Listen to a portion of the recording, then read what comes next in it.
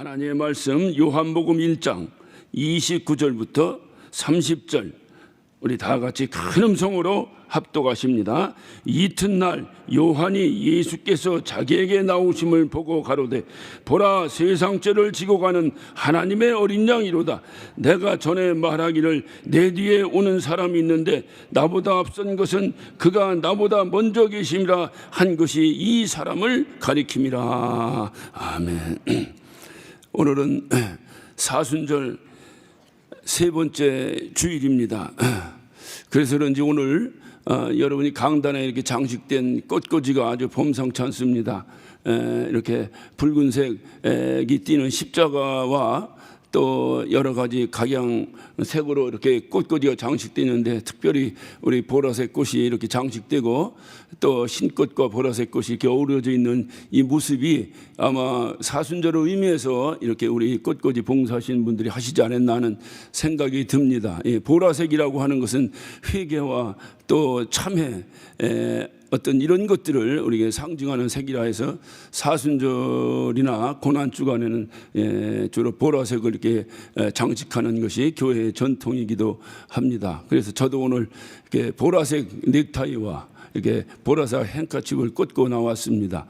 2000년 전에 이 세상에 육신으로 오셨던 하나님의 아들이 우리의 죄와 허물을 담당하시기 위해서 골고다 언덕으로 올라가시는 그 모습과 또 오늘날 힘들어 지쳐있는 우리를 향해 다가오시는 우리 주님의 모습이 오버랩돼서 아주 은혜가 함께 이루어지는 그런 시간이 되기를 원합니다. 제가 어려서 초등학교 다닐 때 기억입니다. 그 당시는 국민학교라고 이렇게 불렀었는데, 그 초등학교 다닐 때에 항상 여름방학이 끝나고 10월 달이 되면 우리나라가 가장 계절이 좋은 계절이다. 그래, 날씨도 좋고 아주 좋은 계절이라고 이렇게 해서 10월 달이 되면 학교에서 큰 잔치를 합니다. 그것이 바로 운동회, 가을 운동회라고 하는 것을 했습니다. 서울에서 학교 다니시는 분들은 잘 글쎄 했는지는 모르겠는데, 우리 시골에서는 이 가을 운동회가 아주 동네 잔치인 날입니다.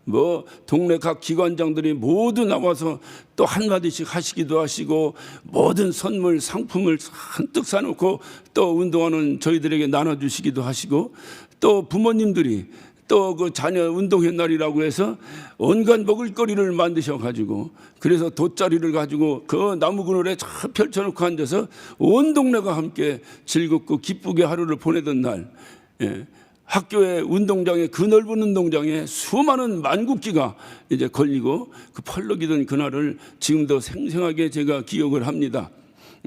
그때나 지금이나, 지금은 아닙니다. 지금은 제가 그렇게 얘기할 수 없습니다만은, 예전에 그 당시만 해도 제가 어떻든 운동하면 잘은 못해도 누구에게 지지는 않고는 잘했습니다. 그러니까 달리기를 한다든가 하면 항상 상을 독식을 했고, 여러 가지 뭐를 해도 항상 제가 이렇게 그 대결을 이렇게 중심에 서서 그거를 이끌고 하던 그때 그 시절이 기억이 납니다. 이때 가장 재밌었던 경기 중에 하나가 이제 전 학년이 함께 릴레이 계주 경기가 있으며 서로 바톤 타치해서 막 뛰는 경주인데, 처음에 이겼다가 지기도 하고 이겼다 지기도 하고 청백계주라는데 그냥 온 동네 사람들이 다 소리 질러가며 그것을 하고, 그리고 이게 휘나레가 이렇게 장식을 하면서 하루의 운동회가 이렇게 마감이 됩니다. 그런데 그 중에서 또 오전에 하고 점심시간 후에서 또 이게 중간 막간을 이용한 또 마무리에 또 하이라이트가 있는데, 그것이 이제 그 장애물 경주라고 하는 경기였습니다. 근데 이 장애물 경주에서도 제가 또 이렇게 참여해서 뜁니다. 뛰면은 막 총소리와 함께 뛰다가 막 뛰다 보면 갑자기 이렇게 평행봉, 체조하는 평행봉이 있습니다. 그 평행봉을 또 달려가 뛰어야 됩니다. 또 이렇게 무슨 그물 같은 것을, 네트 같은 걸 이렇게 해놔가지고 그물 밑을 또 겨가야 되고, 또 무슨 자루 같은 걸 펴놓고 자루를 또 막 그 속을 겨서 통과해야 되고, 이렇게 해서 정신없이 뛰어서 이렇게 장애물을 통과해서 뛰는 경기인데, 그리고 마지막에는 이제 어떤 그 레인에 이렇게 그 쪽지들이 이렇게 떨어져 있으면 제일 먼저 뛰어가가지고 그 쪽지를 이제 하나씩 이제 듣는 겁니다. 들으면 그 쪽지에 뭐라고 써 있어요. 써 있으면 그 써 있는 요구대로 이제 그 마지막 결승전을 통과해야 이제 1등, 2등, 3등 이렇게 결정되는 아주 재미있는 경기였습니다. 근데 제가 어떤 장애물을 넘고 뭐 이게 자루를 뚫고 나가고 하는 것까지는 잘 뛰었는데 마지막에 제일 먼저 뛰어서 그 운동장 가운데 이렇게 그 레인 위에 떨어져 있는 종이 하나를 탁 집었습니다. 집고 탁 피니까 할머니와 함께 뛰기 이렇게 되는 거예요. 그러니까 할머니라는 건 꼭 우리 할머니만 얘기하는 것이 아니라 거기 같이 모여있는 어떤 누구든 할머니를 탁 모시고 함께 뛰어야 된다는 것이었습니다. 그러니 이 할머니랑 뛰려니 뛸 수가 있어야지. 근데 저보다 한참 떨어져 있는 다른 친구들도 또 뛰어왔습니다. 뛰어왔는데 어떤 친구 저하고 한참 떨어졌는데 그 친구는 딱 피니까 남자 선생님과 함께 뛰기 이렇게. 그러니까 이 남자 선생님이 나와가지고 이 아이를 갖고 뛰다가 손 붙잡고 뛰다가 또 이 승부욕이 발동하니까 이 남자 선생님이 이 아이를 번쩍 업고 뛰기 시작하는 거예요. 저는 할머니를 손을 붙잡고 뛰는데 이 할머니 넘어지실까봐 절절절절절절절. 그러니까 아무리 열심히 뛰어왔어도 마지막에 누구하고 함께 뛰느냐가 성적을 좌우하더라고요.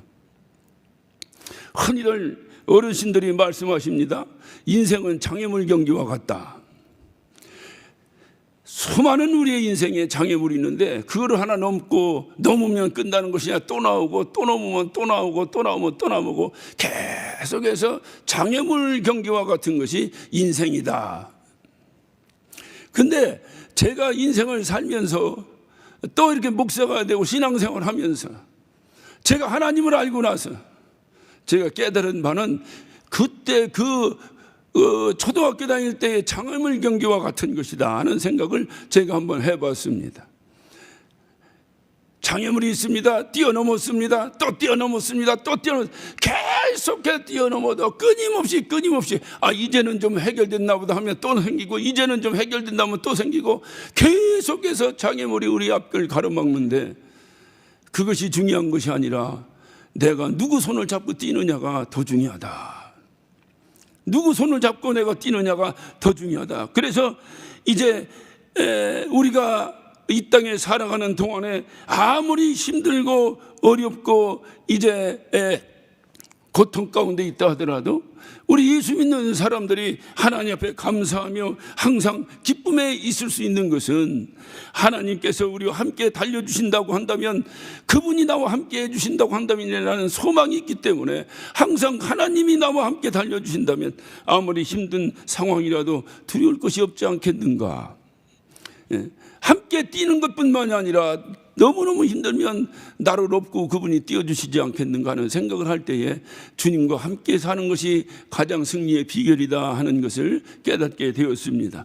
그래서 사도 바울도 로마서 8장 37절에 이렇게 고백합니다. 그러나 이 모든 일에 우리를 사랑하신 이로 말미암아 우리가 넉넉히 이기느니라. 우리 주님의 손에 붙잡혀서 어떤 어려움도 넉넉히 이기시는 저와 여러분 되시기를 예수 이름으로 축원합니다. 오늘 본문을 여러분이 보면 첫 단어가 이튿날 요한이라 이튿날이라고 하는 것은 이 본문을 이해하기 위해서는 그렇다면 우리가 전날에는 어떤 상황이었는가를 살펴보는 것이 오늘 이 본문을 이해하는 데 큰 도움이 될 것입니다. 침례 요한은 하나님으로부터 소명을 받고 성령의 이끌림을 받아 광야에 나가서 이제 하나님의 말씀을 증거합니다. 그가 어떤 말씀을 증거했느냐? 마가복음 1장 4절에 보면 죄사함을 받게 하는 회개의 침례를 전파하니라 라고 이렇게 기록되어 있는 걸 볼 때에 그는 아마 회개를 외쳤던 것 같습니다. 마태복음 3장 8절에도 보면 회개하라 천국이 가까웠느니라 라고 외친 거 볼 때에도 그렇습니다. 또는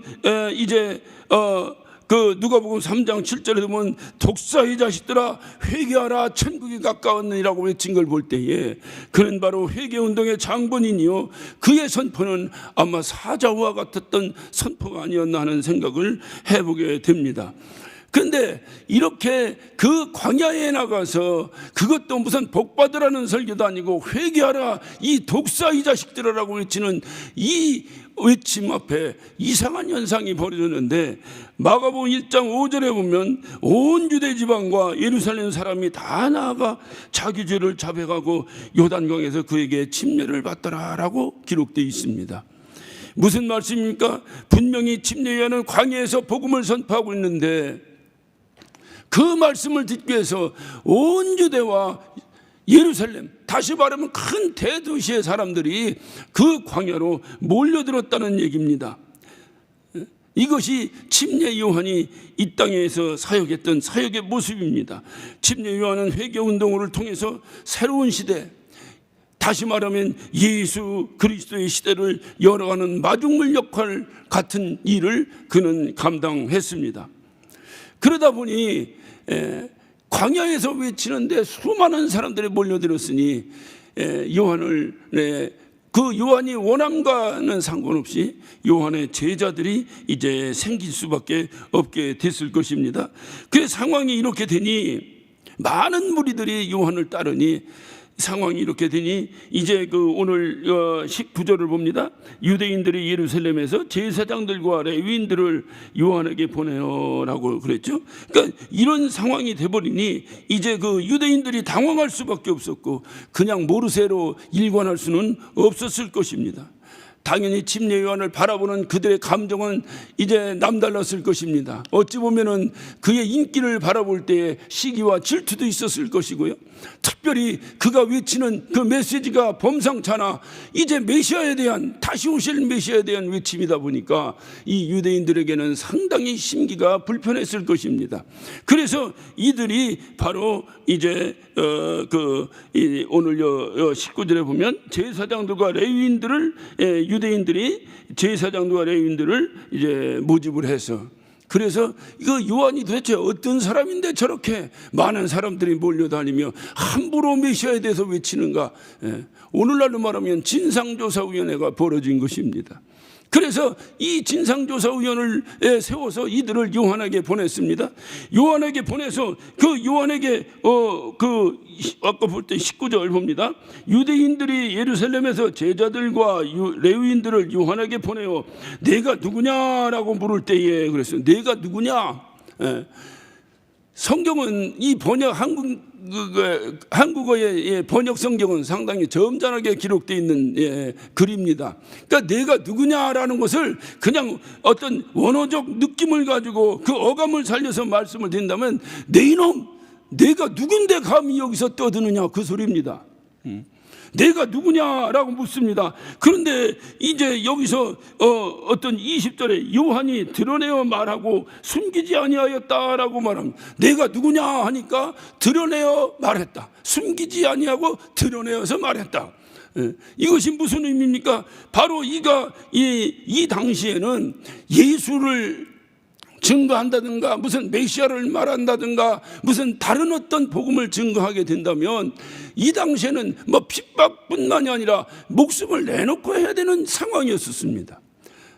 그렇기 때문에 우리가 요한복음 12장 42절에도 보면 당시에도 그렇게 믿음의 사람들이 많이 있었지만은 그들이 주변의 두려움 때문에 나타나지 못했다라고 기록하고 있어요. 그러니까 이 당시에도 바로 이제 유대인들이 그 진상조사위원단을 꾸려가지고 찾아와서 내 이놈 하고 외쳤을 때는 칭찬하려고 왔겠습니까? 그러니까 일반적인 사람이라고 한다면 드러내놓고 말할 수가 없었던 상황인데 오늘 요한은 뭐 어떻게 말합니까? 드러내어 말하고, 드러내어 말하고. 그러니까 자신 있게 드러내어 말했다는 것입니다. 그러니까 이 당시에 로마 황제가 아니면 어떤 다른 신을 요구하거나 강요한다는 것은 그것은 사형감입니다. 그럼에도 불구하고 침례 요한은 죽을 각오를 하고라고 하는 의미가 있습니다. 드러내어 말하고는 죽을 각오를 하고, 죽을 각오를 하고 그가 뭐라고 말합니까? 22절에 내가 그러니까 21절에 또 묻되 그러면 무엇? 내가 엘리야냐? 가로되 아니라. 또 묻되 내가 선지자냐? 대답하되 아니라. 계속해서 그들이 내가 그리스도냐? 내가 엘리야냐? 내가 선지자냐? 이렇게 그들이 물었을 때는 이 당시에 침례 요한의 위치가 얼만큼 어떤 있었으며 이들이 얼만큼 그에게 대한 염려와 어떤 그 경계를 하고 있었는가를 여러분이 간접적으로 이해할 수 있을 것입니다. 그런데 그가 다 아니라고 말하는 거야. 아니라고. 그랬더니 22절에 그러면 누구냐? 그러면 누구냐? 우리를 보낸 이들에게 대답하게 하라. 너는 내게 대하여 무엇이라 하느냐? 하니까 23절에 가로되 나는 선자 이사야의 말과 같이 주의 길을 곧게 하라고 광야에서 외치는 자의 소리라. 네가 그럼 누구냐? 라고 물으니까 이제 목숨을 내놓고 그가 뭐라고 말하냐? 주의 길을 곧게 하라고 광야에서 외치는 자의 소리로다. 다시 오실, 이 땅에 오실 그 메시아에 대한 선포를 드디어 이가 하고 있는 것입니다. 그때에 한술 더 떠서 27절부터 볼까요? 27절 곧 내 뒤에 오시는 그이라 나는 그의 신들매다 불기다 하면서 26절부터 봅시다. 요한이 대답하되 나는 물로 침례를 주거니와 너희 가운데 너희가 알지 못하는 한 사람이 섰으니 곧 내 뒤에 오시는 그이라 나는 그의 신들매 풀기도 감당치 못하겠노라. 내 뒤에 오시는 분이 있다. 나는 그의 길을 곧게 하라고 광야에서 외치는 소리에 불과하다. 내 뒤에 오시는 분은 나는 물로 침례를 줬지만 내 뒤에 오시는 분은 있는데 그분은 바로 어떤 분이냐? 내가 그분의 신들매 풀기도 감당치 못하는 자다.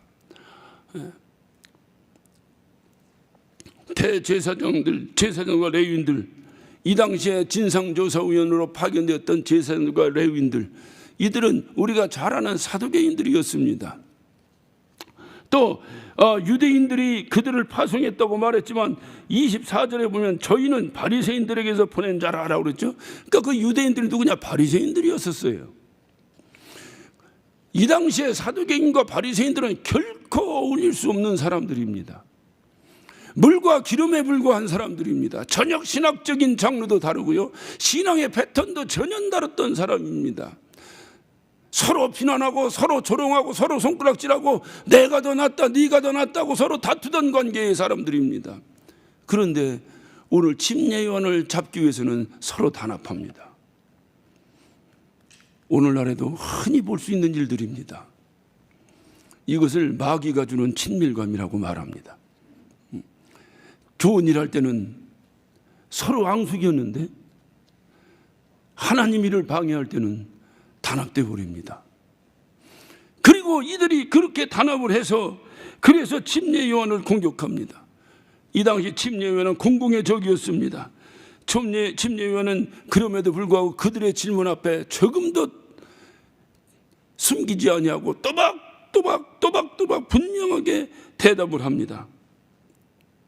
그러나 아마도 침례요한의 중심의 심정은 두렵고 떨림이 가득했을 것입니다. 왜? 이 당시에 그렇게 얘기한다고 하는 것은 죽음을 내는 것이기 때문에 그렇습니다. 침례요한이 내심 그 안에 불안함이 얼마나 많이 있었겠습니까?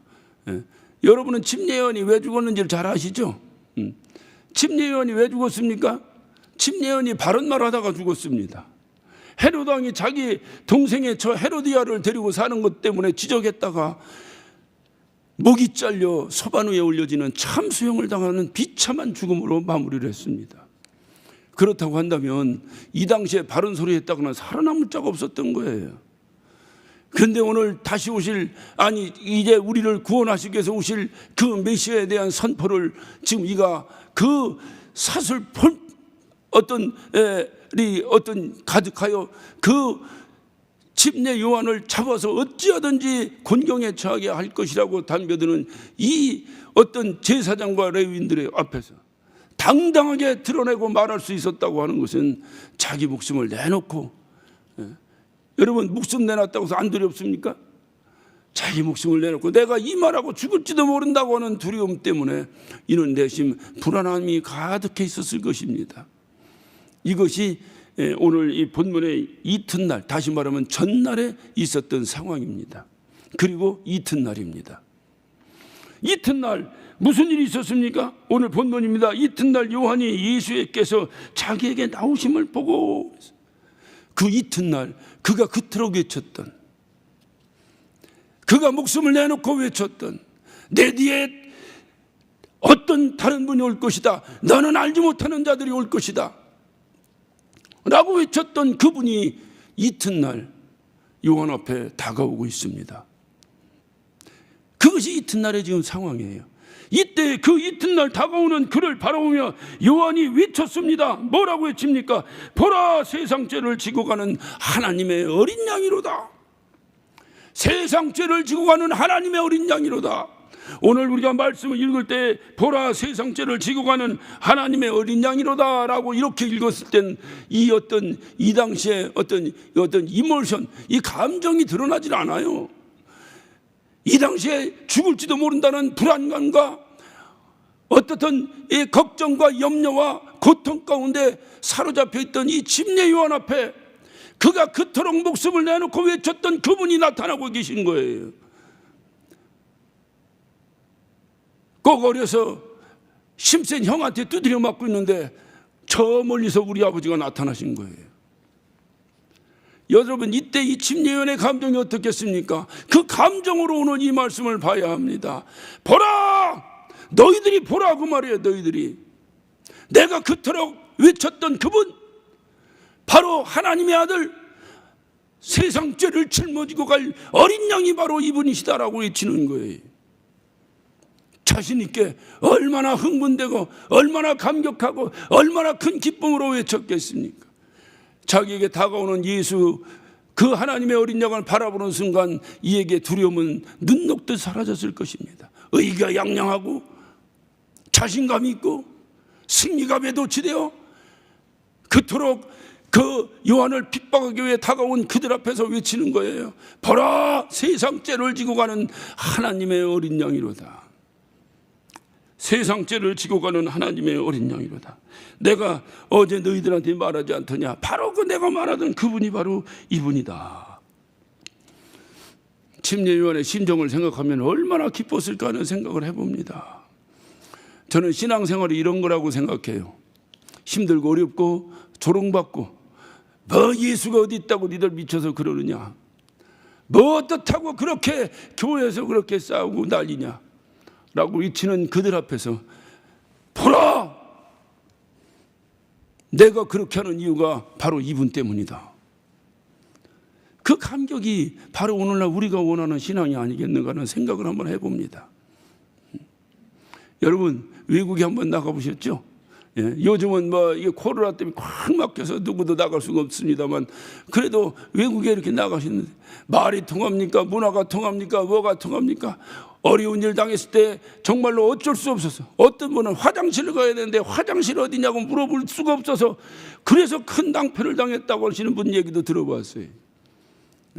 그렇게 어렵고 힘들 때, 그렇게 위급한 상황이 닥쳤을 때 어디선가 한국말 소리가 들리는 거예요. 여러분, 그때 감격을 아십니까? 어찌 보면 지금 침례 요한의 감격이 바로 그런 감격이 아니었나. 어찌 보면 제가 하는 비유가 이 감히 어울릴 수 없는, 감히 비교할 수 없는 엄청난 감격이 이 침례 요한이 가지고 있던 이 감격이 아니겠는가. 유대인들에게 있어서 그들의 신앙은 어린 양을 기다리는 신앙입니다. 메시아를 기다리는 신앙이었어요. 그 어린 양, 그들의 역사는 어찌 보면 어린 양의 역사라고 해도 과언이 아닙니다. 여러분, 아브라함을 잘 아시죠? 아브라함이 그 이삭을 데리고 그 산꼭대기로 올라가서 그 모리아 산 꼭대기에서 그 이삭을 데리고 하나님이 그 아들을 바치라 하니 아무 소리 않고 순종하여 아들을 데리고 그 이삭의 손을 잡고 모리아 산으로 위로 올라갈 때에, 그때 아브라함의 손에는 아들 외에는 아무것도 들려있지 않았습니다. 그때 이삭이 묻죠. 아버지, 불도 있고 장작도 있는데 제사 지낼 어린 양은 어디 있습니까? 제사 지낼 양은 어디 있습니까?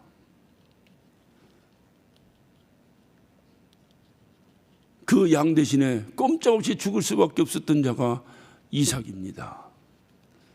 그런데 그 이삭 누가 살렸습니까?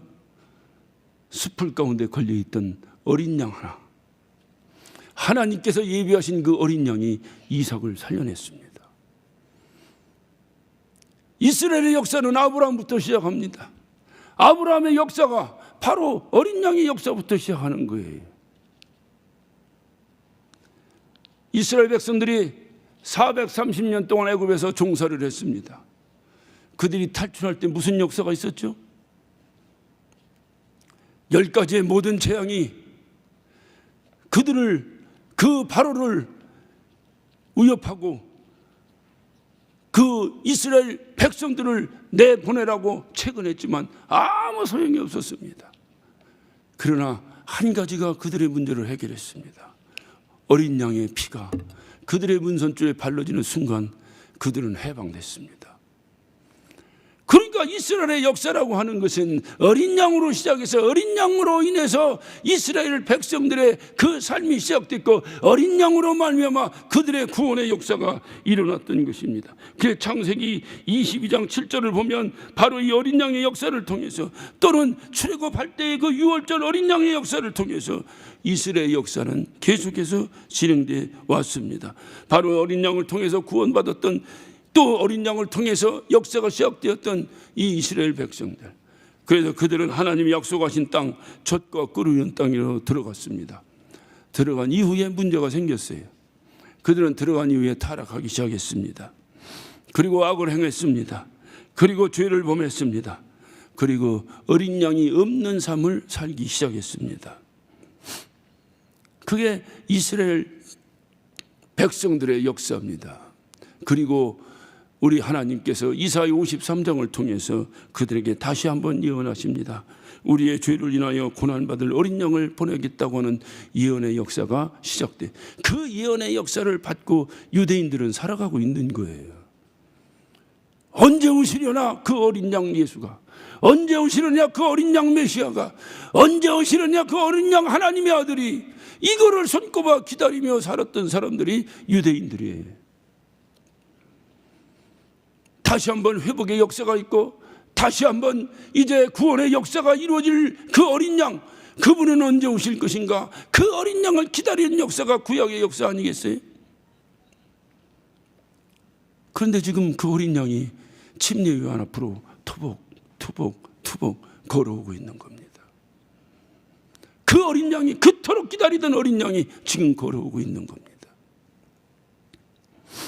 바로 이것이 이제 그 오늘 본문의 시작입니다. 그렇기 때문에 이스라엘 백성들에게 있어서 그 어린 양이라고 하는 것은 이들이 오매불망 기다리던 그가 하찮은 광야에서 요한이라는 사람의 입술을 통해서 선포된다고 하는 것이 참 아이러니컬하죠. 그렇기 때문에 그 어린 양 예수, 그가 드디어 침례 요한 앞에 나타, 그게 오늘 본문의 이튿날의 역사입니다. 그가 나타났습니다. 나타나니 두렵고 떨고 있던 침례 요한 앞에, 그 언제 죽을지 모른다고 하는 그 목숨이 경각에 달려있던 침례 요한 앞에 그의 목숨을 살려낼, 그에게 영원한 생명을 줄 어린 양 예수가 다가오고 있는 것입니다. 이를 본 침례 요한의 감정이 어떻겠습니까? 보라, 너희들이 그토록 기다리던, 우리가 그토록 기다리던 세상 죄를 지고 가는 하나님의 어린 양이 여기 계시다라고 그 외친 거예요. 저는 오늘 침례요한의 이런 심정을 가지고 우리 함께, 우리에게도 이런 역사가 있기를 간절히 원하는 마음에서 한 주간 묵상하며 여러분 앞에 섰습니다. 특별히 사순절 기간 동안에 특별히 예수를 닮겠다고 캐치프레이스를 내걸고 신앙생활을 하는 3월에 저와 여러분을 향해서 바로 이 어린 양 예수가 다시 다가와야 되지 않겠는가? 지금 우리의 상황을 볼 때에 누가 우리의 상황을 해결할 수 있겠는가? 어떤 누가 해결할 수 있습니까? 어떤 지혜자가 해결할 수 있습니까? 어떤 능력 있는 리더가 해결할 수 있습니까? 만약에 거기에 기대한다면 우리는 또 한 번 좌절의 슬픔을 맞이할 수밖에 없을 것입니다. 이 사순절 기간에 우리가 통회하고 회개하고 자복하며 하나님, 당신이 다가오셔야 됩니다.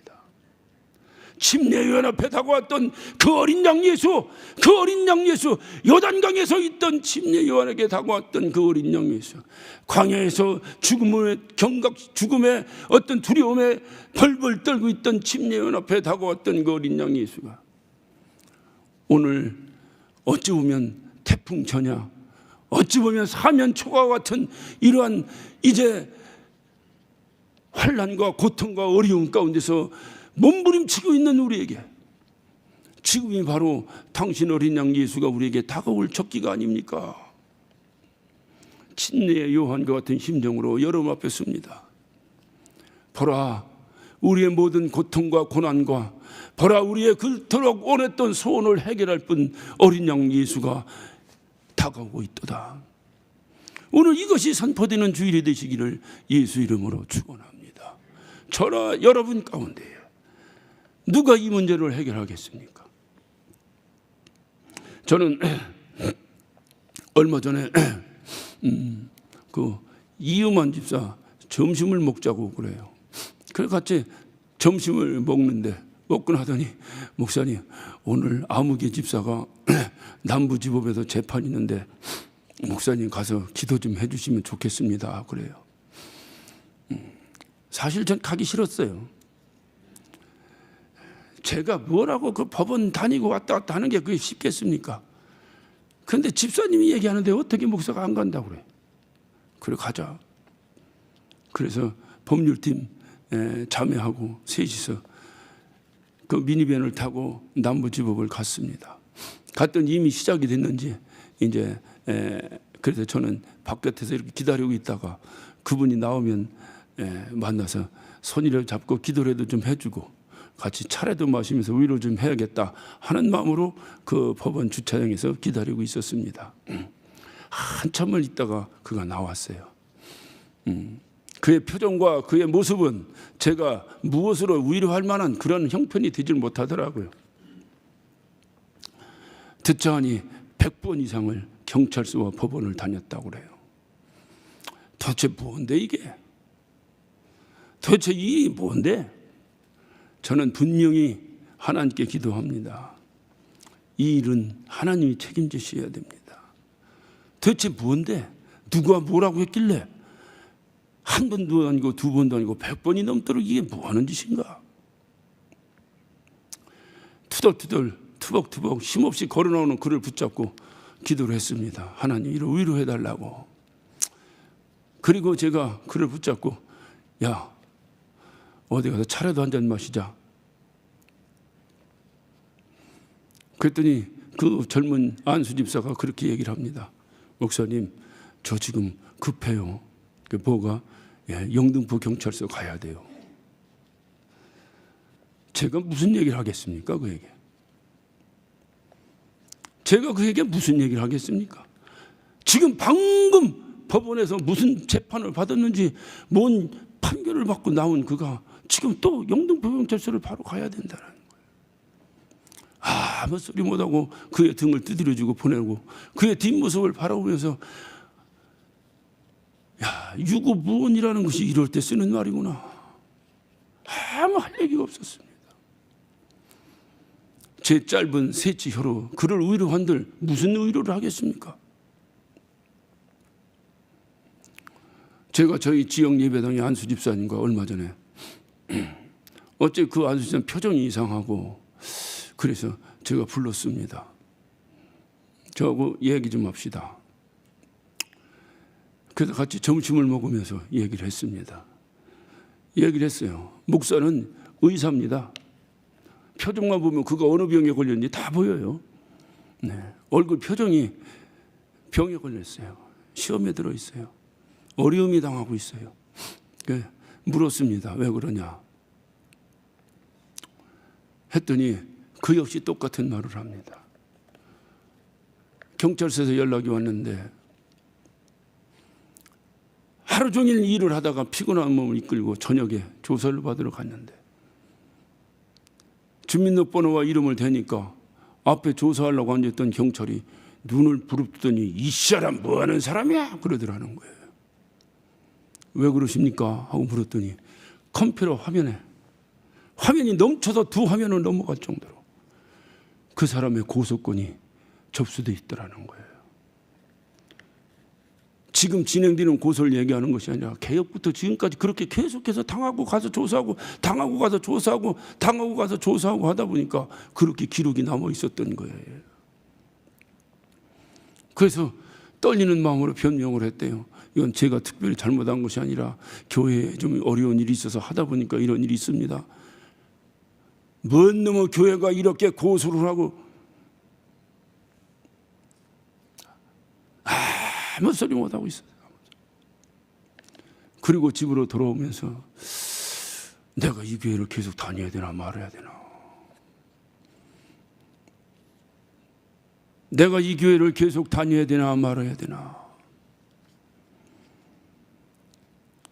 자녀들은 더 이상 안 다니겠다고 떠난다는 것입니다. 아내도 더 이상 못 다니겠으니 그만 다니자고 한답니다. 그런데 그래도 자기가 안수집사인데, 그래 내가 안수집사인데, 본인이 그래도 안수집사가 그게 뭐라고, 그것 때문에 갈등을 하고 있었습니다. 여러분, 안수집사라는 게 그런 거예요. 아무렇게나 행동하는 것이 안수집사가 아닙니다. 떠나고 싶어도 떠날 수 없는 게 안수집사예요. 그 마음을 가졌다는 거예요. 그러니 수심이 가득해서 제가 딱 보니까 뭔가 문제가 있어. 그래서 제가 부른 거예요. 그래서 제가 세치 혀로 이렇게 했습니다. 남들은 사기도 치고 공금횡령도 하고 거짓말도 하고도 가는데 당신은 의로운 일을 하다 가는 거니까 용기 가지시오. 예전에 독립운동하다가 들어가던 사람들 그 감옥에서 얼마나 그가 자부심을 가졌겠어. 그렇게 생각하시오. 라고 했지만 그거는 남의 일이니까 하는 소리예요. 당한 그 사람에게 독립운동이 무슨 소용이 있습니까 지금. 그때 제 마음속에 이것은 누가 해결할 수 있는 일이 아니구나. 주님, 이들의 심령 가운데 당신이 찾아오셔야 되겠습니다.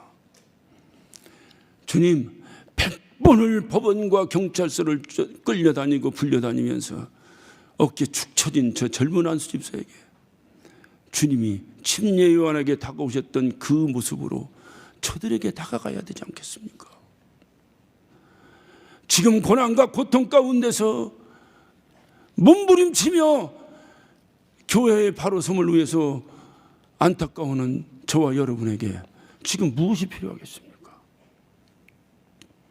우리 주님이 다가오셔야 되지 않겠습니까? 주님 없이 우리가 무슨 재주로 우리가 힘을 얻고 용기를 얻을 수 있단 말입니까? 요한이 요단강에서 수많은 사람들이 몰려오는 사람들 앞에서 침례를 주었습니다. 그 침례를 주던 그 요단강 물속으로 하나님의 어린 양 예수가 다가왔기 때문에 그 침례를 줬던 요단강 물이 평범했던 아무것도 아닌 요단강 물이 그 침례받는 모든 자들의 죄를 용서하는 그 회복의 물로 변했던 거예요. 우리가 뭡니까? 우리는 아무것도 아니에요. 우리가 무엇을 할 수 있습니까? 결국 하나님 일은 하나님이 하셔야 합니다. 우리가 아무리 좋은 어떤 방법이 있고 아무리 좋은 어떤 뭐가 있다 하더라도 그것으로 우리가 해결할 수 있었으면 벌써 끝났을 거예요. 주님이 다가오셔야 됩니다. 힘들어 지쳐있는 침례 요한에게 다가오셨던 주님이 오늘 시간 우리에게도 다가오셔야 됩니다. 그분이 다가오셔야 돼요. 보라, 세상 죄를 지고 가는 하나님의 어린 양이로다. 그분이 바로 우리에게 다가오셔야 된단 말입니다. 우리가 그분이 다가오신다고 하는 것, 아니 벌써 그분이 우리에게 와 계신지도 모르고 지내고 있는지도 모르죠. 침례 요한도 원래 그분이 오시는 걸 침례요한도 말합니다. 자기도 잘 몰랐다고. 31절을 봅니다. 나도 그를 알지 못하였으나, 나도 그를 알지 못하였으나, 또 33절도 봅니다. 나도 그를 알지 못하였으나 나를 보내어 물로 침례를 주라 하신 그이가 나에게 말씀해 주셨다. 여러분, 오늘 이 시간 이후부터 기도 제목이 하나님, 나도 내 눈에서, 나의 삶 속에서 나에게 다가오신 세상죄를 지고 가는, 아니 우리의 고난과 고통과 우리 교회의 모든 아픔을 짊어지고 가실 그 하나님의 어린 양, 그분을 발견하게 해달라고. 누굽니까? 도대체 그분이 어디 계십니까? 그분을 발견할 수 있도록 해달라고 부르짖는 기도가 우리에게 필요한 것입니다.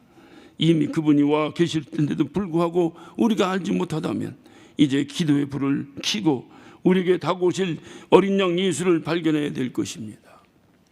중요한 것은 예수가 없으면 돈이 이깁니다. 그러나 예수가 있으면 예수가 이깁니다. 우리의 무기는 예수입니다. 예수가 계셔야 합니다. 그분이 우리에게 다가오셔야 됩니다. 이튿날 그 고통 가운데 고통의 밤을 지냈던 침례요한에게 이튿날 해가 밝으면서 다가오셨던 그분이 오늘 우리에게도 다가오셔야 될 것입니다. 그래서 우리 모두 기도로 성령의 불을 밝히고 주님이 다가오실 그 이튿날을 기대하기를 예수 이름으로 축원합니다. 우리의 고통과 우리의 어떤 질고를 짊어지실 하나님의 어린 양이여, 지금 당신은 어디 계신 것입니까? 기도하십시다.